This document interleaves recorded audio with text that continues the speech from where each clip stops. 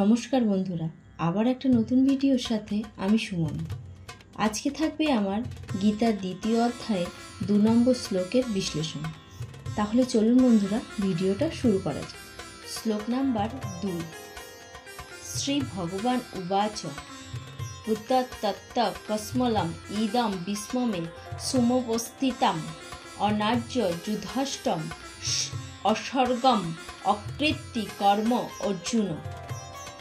পরমেশ্বর ভগবান বললেন, হে অর্জুন, এই ঘোর সংকটকালে অনার্যের মতন এই সমস্ত কুলসিতা কিভাবে তোমার মধ্যে এলো? এটা তোমার পক্ষে একদমই শোভনীয় নয়, যা তোমাকে ঊর্ধ্বলোকে উন্নতি করবে না, অন্যদিকে অপযশ প্রদান করবে। শ্রীকৃষ্ণ ও পরমেশ্বর ভগবান অভিন্ন, তাই সমগ্র ভগবদ্গীতায় শ্রীকৃষ্ণকে ভগবান বলে সম্বোধন করা হয়েছে।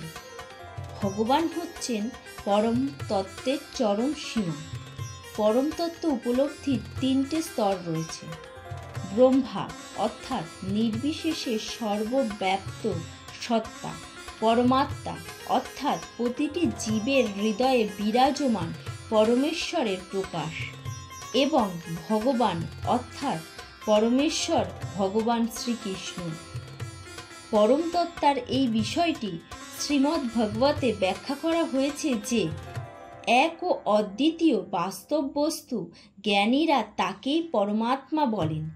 সেই পরম তত্ত্ব ব্রহ্মা, পরমাত্মা ও ভগবান এই 3 সংজ্ঞার অভিব্যক্তি হয়। এই 3টি চিন্ময় প্রকাশ সূর্যের দৃষ্টান্তর মাধ্যমে প্রকাশ করা যায়। সূর্যেরও 3টি বিভিন্ন প্রকাশ রয়েছে, যেমন সূর্যরশ্মি, সূর্যগোলক ও সূর্যালোক। সূর্যরশ্মি সম্বন্ধে জানা হলো প্রাথমিক স্তর, সূর্যগোলক সম্বন্ধে জানা আরও উচ্চ স্তরে, এবং সূর্যলোকে প্রবেশ করে সূর্য সম্বন্ধে জানা আরও উচ্চ স্তরে, এবং সূর্যলোকে প্রবেশ করে সূর্য সম্বন্ধে জ্ঞান লাভ করা হচ্ছে আরও সর্বোচ্চ স্তরে। প্রাথমিক স্তরের শিক্ষার্থীরা সূর্য কিরণ সম্বন্ধে জেনেই সন্তুষ্ট থাকেন। তার সর্বব্যাপকতা এবং তার রশ্মিছটা সম্বন্ধে যে জ্ঞান, তাকে পরম তত্ত্বের ব্রহ্মালব্ধির সঙ্গে তুলনা করা যেতে পারে। আরও উন্নত স্তরের শিক্ষার্থীরা সূর্য গোলকের সম্বন্ধে অবগত হতে পারে না।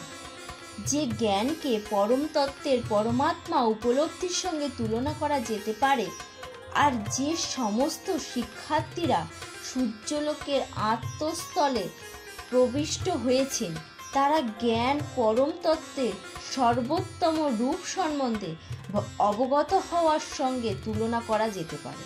তাই ভক্তবৃন্দ বা যে সমস্ত পরমাত্মবাদী পরম তত্ত্বের ভগবৎ স্বরূপ উপলব্ধি করতে পেরেছেন, তারাই সর্বোচ্চ স্তরের অধিষ্ঠিত পরমাত্মবাদী।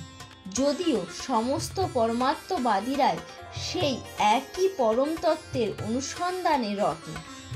সূর্যরশ্মি, সূর্যগোলক ও সূর্যালোক এই 3টি একে অপরের থেকে পৃথক হতে পারে না, কিন্তু এই 3টি বিভিন্ন স্তরের শিক্ষার্থীরা সমপর্যায়ভুক্ত নন। ব্যাসদেবের পিতা মহান তত্ত্বজ্ঞান পরাশমণির সংস্কৃত শব্দ ভগবান সম্বন্ধে বিশ্লেষণ করেছেন। সমগ্র ঐশ্বর্য, সমগ্র বীর্য, সমগ্র যশ, সমগ্র শ্রী, সমগ্র জ্ঞান ও সমগ্র বৈরাগ্য যার মধ্যে পূর্ণরূপে বর্তমান, সেই পরম পুরুষেই ভগবান। অনেক মানুষই রয়েছেন যারা অত্যন্ত ধনী, অত্যন্ত শক্তিশালী, অত্যন্ত সুন্দর, অত্যন্ত যশস্বী, অত্যন্ত জ্ঞানী ও অত্যন্ত অনামুক্ত, কিন্তু এমন কেউ নেই যিনি দাবি করতে পারেন সমগ্র ঐশ্বর্য, সমগ্র বীর্য, সমগ্র আদি সব কিছুরই উপরে তার পূর্ণ অধিকার রয়েছে। কেবল শ্রীকৃষ্ণই তা দাবি করতে পারেন, কারণ তিনি পরমেশ্বর ভগবান। কোনো জীবই, এমনকি ব্রহ্মা, শিব অথবা নারায়ণও শ্রীকৃষ্ণের মতন পূর্ণ ঐশ্বর্য সম্পন্ন হতে পারে না। তাই ব্রহ্মা সংহিতাতে স্বয়ং ব্রহ্মা সিদ্ধান্ত করেছেন যে শ্রীকৃষ্ণই পরমেশ্বর ভগবান, কেউই তার সমকক্ষ নয় বা তার থেকে শ্রেষ্ঠ নয়। তিনি আদি পুরুষ অথবা গোবিন্দ নামের পরিজ্ঞাতা ভগবান এবং তিনি সর্বকারণের পরম কারণ। ভগবানের গুণাবলীর অধিকার বহু পুরুষের আছেন, কিন্তু শ্রীকৃষ্ণ হচ্ছেন পরম পুরুষের কারণ, তার ঊর্ধ্বে আর কেউ নেই। তিনি পরমেশ্বর এবং তার বিগ্রহ সচ্চিদানন্দময়।